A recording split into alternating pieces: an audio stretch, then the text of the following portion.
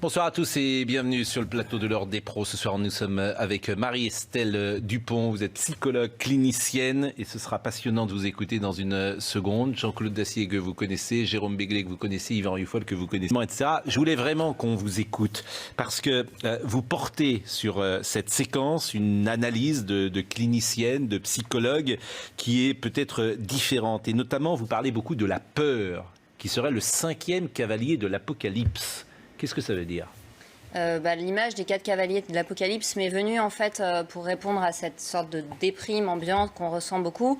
Et en fait, c'est vrai qu'on a le glaive avec le terrorisme, on a la famine avec la crise économique sans précédent qui va coûter très cher aux générations futures. On a la mort avec la maladie, on n'a pas encore les bêtes sauvages. Par contre, le 5e, la peur, on l'a bien. C'est-à-dire qu'il y a une contamination émotionnelle, moi c'est ce que j'ai observé, alors moi je suis dans les grandes villes, surtout depuis le début de la crise de la Covid-19, qui est impressionnante. C'est-à-dire que j'ai eu l'impression que les gens devenaient tous paranoïaques, on avait tous peur les uns des autres, il y avait une espèce d'obsessionnalité, c'est-à-dire que le cancer, moi mes patients qui ont Parkinson, ils osent plus soigner, enfin toutes les autres pathologies n'existaient plus et il y avait une focalisation. C'est toujours mauvais quand le cerveau se focalise sur une seule chose et qu'on décontextualise parce que on se déprime et comme on a peur, on crée ce qu'on craint, donc on prend pas forcément des décisions calmes, on prend des décisions dans la panique comme on a vu dans les supermarchés et je pense que la peur fait presque autant de mal que la maladie. D'ailleurs, quand on est stressé, les défenses immunitaires s'effondrent et peut-être que dans tous les facteurs, parce que cette deuxième vague elle est plurifactorielle, mais dans tous les facteurs médicaux, il y a peut-être aussi que tout le monde a beaucoup tiré sur ces hormones de stress et qu'on est plus fragile au niveau immunitaire. Je suis d'accord avec vous, mais qui Bon, souvent on l'a dit ici, alors vous les avez souvent dit, c'est un de vos chevaux de bataille, en disant c'est le gouvernement qui instille la peur. Moi, je ne partage pas votre avis. J'ai l'impression que les gens, ils ont peur, quel que soit le message qu'on leur envoie. On a assisté à une fabrique de la peur, très objectivement, et on pourrait en donner même les mots qui ont fait peur. D'abord avec celui du mot de la guerre qui a été employé, rappelez-vous, par le président de la République dans une de ses conférences de presse où il l'a répété 6 fois, avec les morts qui ont été égrenés très régulièrement et tous les soirs à la télévision, avec ces prévisions apocalyptiques de 500 000 morts qui nous avaient été annoncées. 500 000 morts pour la première vague, 400 000 aujourd'hui, alors qu'il n'y en a eu que 30 000. 35 000, plus que ça d'ailleurs. Bref. Tu as les chiffres de ce soir ? En tout cas, beaucoup. Oui, je les ai. 212, je crois.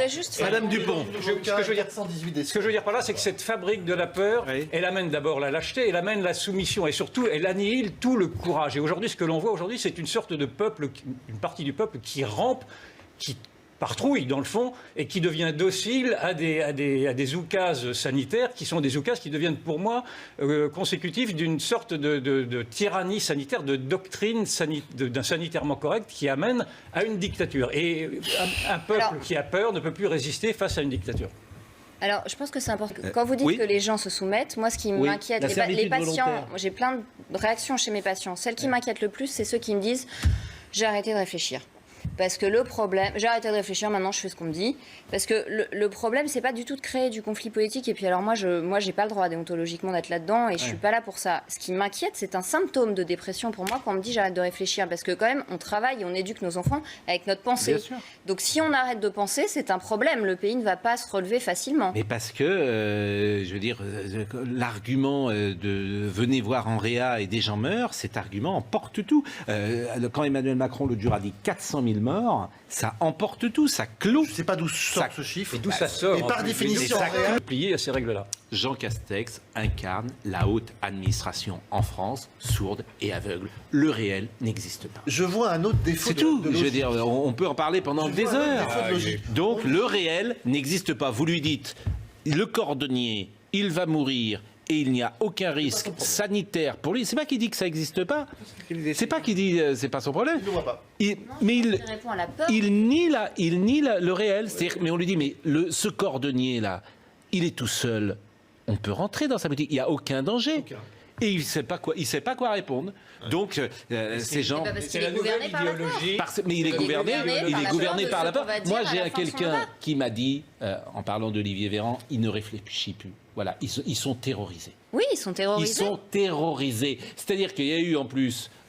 Ouais, c'était quand même un modèle de société qu'on nous impose qui n'a pas été discuté. C'est ça qui... Mais bien sûr, il a complètement raison. Oui. Ça, Mais non, c'est-à-dire mais que dans c'est le aucun fond du pays du problème. monde, quasiment, sauf les dictatures, tu as un président de la République qui a pris des décisions toute seule, sans le Parlement, sans les partis politiques, sans les syndicats, sans les patrons, sans l'opinion publique. Boum.